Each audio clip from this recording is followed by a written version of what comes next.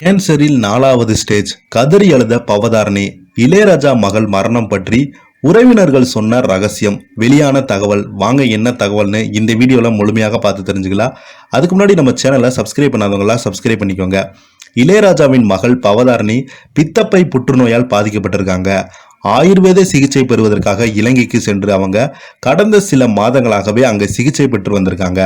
ஆனால் சிகிச்சை பலனின்றி நேற்று இரவு உயிரிழந்திருக்காங்க. இந்த சூழல்ல பவதாரணி உறவினர் விலாசினி தனியார் யூடியூப் சேனல் ஒன்றிற்கு அளித்த பேட்டியில் பல விஷயங்களை பேசியிருக்காங்க. இசைஞானியின் இளையராஜாவின் மகள் பவதாரணி சிறு வயதில் முதல் இசை மீது ஆர்வம் கொண்ட அவங்களுக்கு ராசையா படத்தின் மூலம் பாடகியாக அறிமுகமானாங்க.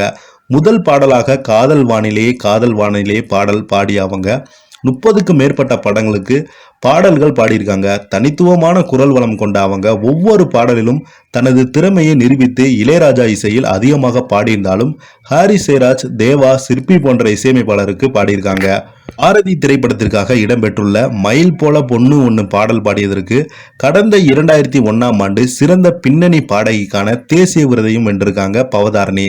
அதே போல அவங்க பாடிய பாடல்கள் அழகி படத்தில் இடம்பெற்றுள்ள ஒளியிலே தெரிவது தேவதையா பாடலிலும் முக்கியம் வாய்ந்த இளையராஜாவின் இசைக்கு பவதாரணி தனது குரலில் அற்புதம் செய்திருப்பார். அந்த பாடல்ல கடைசியாக அநேகன் திரைப்படத்துல ஆத்தாடி ஆத்தாடி பாடலை பாடி அவங்க இதுவரைக்கும் 10 படங்களுக்கு இசையமைக்கவும் செய்திருக்காங்க. இந்த சூழல்ல அவருக்கு பித்தப்பை புற்றுநோய் ஏற்பட்டுள்ளது. அதனையொட்டி அவங்க சென்னையில் சிகிச்சை பெற்று வந்திருக்காங்க. இங்கு சரியாகதால் இலங்கையில் ஆயுர்வேத சிகிச்சை எடுக்க முடிவு செய்து அவங்க சில மாதங்களாக முன்பு சென்றாங்க. ஆனால் சிகிச்சை பலனின்றி நேற்று இரவு அவங்க உயிரிழந்திருக்காங்க. அவரது உயிரிழப்பு ஒட்டுமொத்த திரையுலகையும் சோகத்தில் ஆழ்த்தியுள்ளது.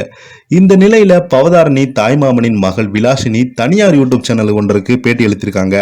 அந்த பேட்டியில பேசி அவங்க பவதாரணியும் நானுமே ரொம்பவே நெருக்கமானவங்க. ஒரு முறை இளையராஜாவுக்கு போன் பண்ணி செய்து எங்க மாமா இருக்காங்க என்று கேட்டேன். உடனே அழுது கொண்டு அவங்க உங்க அக்காவை கடைசியாக வந்து பார்த்துட்டு போ என்று சொன்னாங்க. எனக்கு அதிர்ச்சியாகி விட்டது. 4வது கட்ட கேன்சர் இருந்த போன மாதம் தான் தெரிய வந்தது. அதை மருத்துவர்கள் குடும்பத்திடம் சொன்ன பிறகு பவதாரணியிடம் சொல்ல வேண்டாம் என்று முடிவெடுத்தோம்.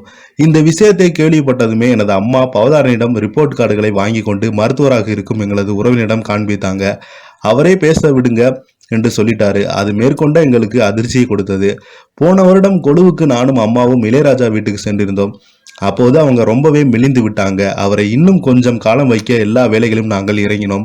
ஆனால் மருத்துவர்களோ முதல் அவரை உடலை தேற்றிக்கொண்டு வர சொல்லுங்கள், சிகிச்சைகளை அவங்க தாங்க வேண்டும் என்று சொன்னாங்க. உறவினர்கள் வாசுகி, பவதாரணியின் கணவர் சபரி, யுவன் சங்கர் ராஜா ஆகியோர் பவதாவை அழைத்து கொண்டு இலங்கை சென்றாங்க. சரி, ஆயுர்வேத சிகிச்சையில் இருக்கிறாங்க நாங்கள் நினைத்து கொண்டிருந்தோம். ஆனால் இப்படி நடக்கும் என்று நாங்கள் எதிர்பார்க்கவில்லை. பவதாரணி நீண்ட காலம் உயிரோடு இருக்க மாட்டார் எங்களுக்கு தெரியும். இருந்தாலும் அவரை இழப்பதற்கு நாங்கள் தயாராக இல்லை. முன்பே அவரை பித்தப்பையில் பிரச்சனை இருப்பதை மருத்துவர்கள் சொன்னாங்க. ஆனால் அதை இவர்கள் ஸ்டோன் என்று நினைத்து கொண்டு அசால்ட்டாக விட்டுவிட்டவர்கள் என்று தெரியவில்லை. ஒரு முறை அவர் மருத்துவமனையில் இருந்தாங்க. அப்போது எழுந்து அமர்ந்து பேசும் நிலையில் தான் இருந்தாங்க. அந்த சமயத்தில் எனது தந்தை பவதாரணி தாய்மாமா அவரை பார்ப்பதற்காக சென்றாங்க. எனது தந்தை பார்த்த உடனே பவதாரணி கதறி அழுதுட்டாங்க. ஆனால் நீங்கள் பதிலுக்கு அழுகக்கூடாது, அதையும் வெளியில் காண்பித்துக் கொள்ளக்கூடாது என்று தந்தையிடம் ஏற்கனவே நாங்கள் சொல்லியிருந்தோம். எனவே அவர் அனைத்தையும் கட்டுப்படுத்த வேண்டாம், அதில் ஒன்றும் இல்லை என்று தைரியமாக சொல்லிவிட்டு வந்தார் என்றார். கொடுத்த பேட்டி இணையதளத்தில் வைரல் ஆயிட்டு வருது.